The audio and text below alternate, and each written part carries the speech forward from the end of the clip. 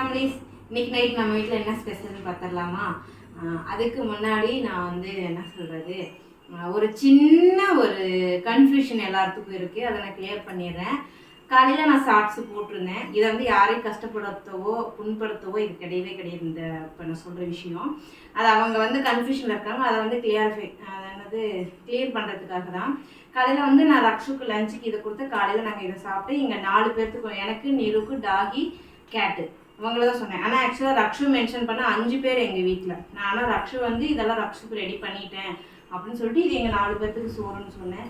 அது எல்லாருமே வந்துட்டு அது அவங்க மாமாவாக இருக்குமோ, அது அவங்க ஹஸ்பண்டாக இருக்குமோ அப்படின்னு ஏன் இவ்வளோ மண்டையை போட்டு குழப்பிக்கெல்லாம் வேண்டாத்தவங்க.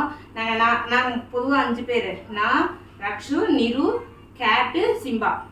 ஸோ நாங்கள் மொத்தம் 5 பேர். இன்னைக்கு நைட் நம்ம வீட்டில் என்ன ஸ்பெஷல்னு பார்த்துடலாமா? முட்டை பணியாரம், அதாவது குழிப்பணியாரமும் அதுக்கு தொட்டுக்கு பார்த்தீங்கன்னா காலையில் வணக்கின தக்காளி. நான் உப்பு இருக்கா காரம் இருக்கான்னு கூட நான் செக் பண்ணவே இல்லை. காலைல வணக்கண்டு அப்படியே இருக்குது.